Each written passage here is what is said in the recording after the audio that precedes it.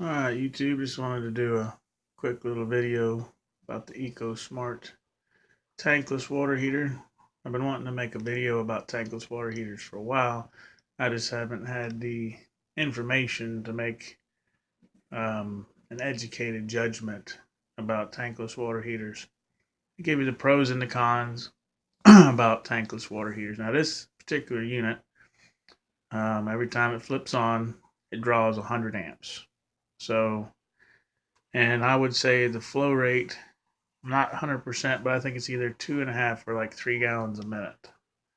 So what that means is, if you have a bathtub, you're trying to fill the bathtub, you can't fill the bathtub with these.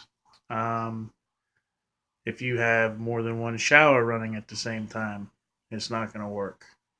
But I would say these are tankless water heaters like this are good for, like, if you're a single person, or maybe couple or whatever. But if you I would say if you're like a family person like me, and you're doing, kids are getting a bath, you're trying to do some laundry, the wife's trying to do some dishes, this isn't gonna work for you.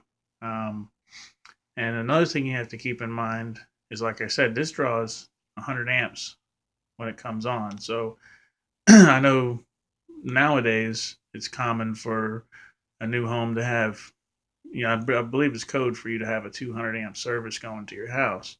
So that wouldn't be a problem. But for people with older homes that are looking maybe to retrofit or something, um, you're might be talking some money there, because if you only have a 100 amp service coming to your home, and this kicks on, you're not going to be able to have your dryer going or the stove going or anything else like that, because this is pretty much going to consume all your electrical service panel is going to be able to provide.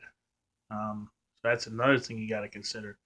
Like, they make units that are bigger than this, but then you're talking about, I believe, having it run off 330 volts, which is three phase, which then the power company is going to have to be running you another wire all the way out to the pole.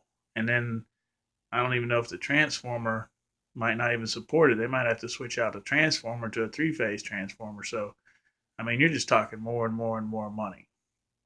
And my opinion is, I really don't see what the cost savings is. Um, yeah, it's on demand. It only makes water when you need it.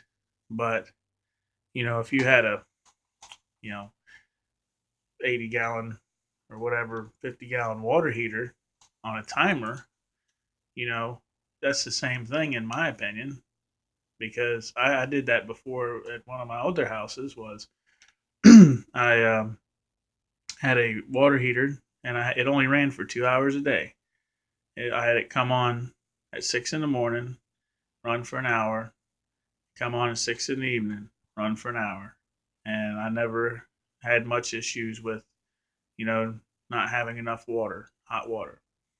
Um, Plus, I don't know yet. This unit hasn't been in here for a year, but we've been told, I've heard that these things require like a yearly maintenance. They have to open these things all up and clean out all the lime scale and everything in there, because the elements, and I know this happens because I've cleaned out the bottom of water heaters before. Your element, when it's cooking, it's heating the water, you're getting, deposits building up on the element.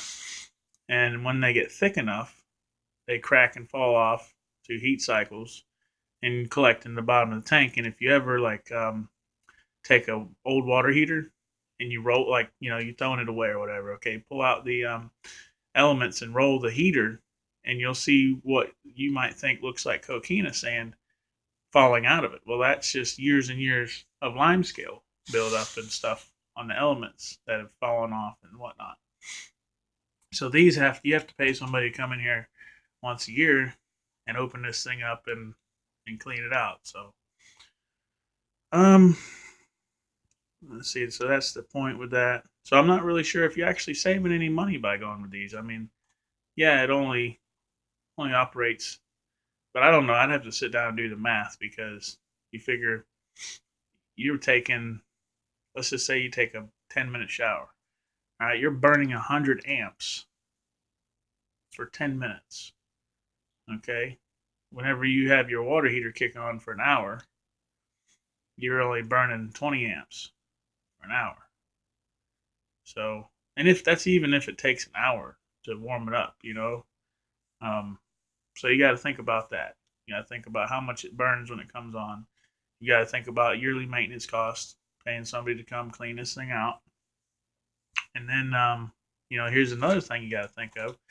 Like I said, keep in mind how much you use your hot water. Like I said, if you're going to try to take a shower and do some laundry, it's not going to be able to meet that demand. You're definitely not going to be able to fill up a bathtub. It just doesn't heat the water that fast. As fast as the water is flowing, it can't heat it. Now here's another thing to think about. When you got a regular old fashioned water heater, you've got hot water that is on storage for a while. So if you have a power outage, you've still got 50, 80 gallons of hot water, and if you use it wisely, that'll last you a while. Um, you don't have that. Power's out, you're out of hot water. End of story.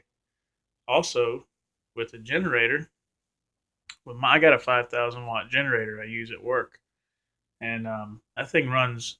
If my power goes out, I can run my house just fine with that.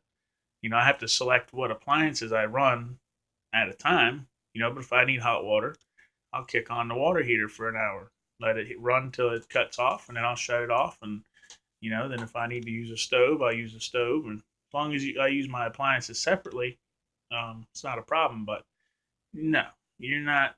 You're gonna you're gonna need a pretty massive generator to kick out 100 amps to turn on your faucet for some hot water. So no generator backup going to run this water heater. So maybe somebody on YouTube would do the math and figure out what the actual savings is. Let's just say average lifespan of a water heater is what, 5, 7 years. I know they last a lot longer than that, but let's just say 5 years. Okay, yearly maintenance costs. Plus not to mention, this thing right here, like I said, runs 100 amps. Okay, have to have an electrician come out, and this is number 8 gauge wire. So that had to be ran to the panel. So your little 12-2 Romex that ran your old water heater is not going to run this. You're going to have an upgrade. So keep that in mind as well. So yeah, if you get this unit, you got to have electrical upgrade. Now also there is a third option, which I actually like better than this, and a regular old-fashioned water heater. And my cousin has one. It is a propane tankless water heater. Now that thing, it's almost roughly the same size as this. It's put on the outside wall, obviously, because you got hot gases coming out of it. But man, that thing, she's got one, two, three showers in the home, and so you got 3 bathrooms, kitchen, and I remember I was there the day the contractors hooked it all up, and they did a flow test, to see exactly how much it could heat water. So we turned on all the faucets, turned it on in the kitchen, all 3 showers, all 3 bathroom sinks, and it was plenty hot. So, in my opinion, if you want to go tankless, and you got the option in your town for natural gas hookup from the city, that's what I would do personally. And in that, can be run very easily in a power outage. You could run that off of a car inverter, because all it has is small electronics. It's just an igniter. You can power that with a little 12-volt battery and an inverter, because all it does is it senses water flow, and then boom, shoots the igniter on, turns the gas on, you got hot water. So, and that one, she's got a big old jacuzzi garden tub in her house. She turns that water on full blast. No problem. No problem keeping up with the demand of water with that thing. She can be filling up her tub and doing a load of laundry. And You can go turn the sink on in the bathroom to wash your hands, and it meets all that demand. So that's my video. I tried to keep it short, even though it's 10 minutes, but I just wanted to let you guys know of all the points that I've thought of. Um, if you're making the decision you want to go tankless or not, keep those things in mind. Number one, you gotta, this thing right here has got to be maintained yearly.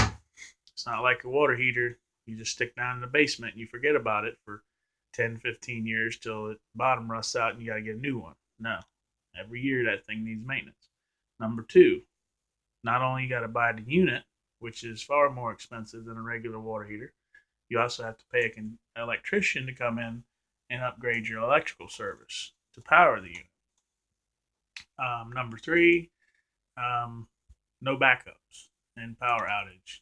I don't care if you have a backup generator or not, uh, unless you got a backup generator that will run half your block.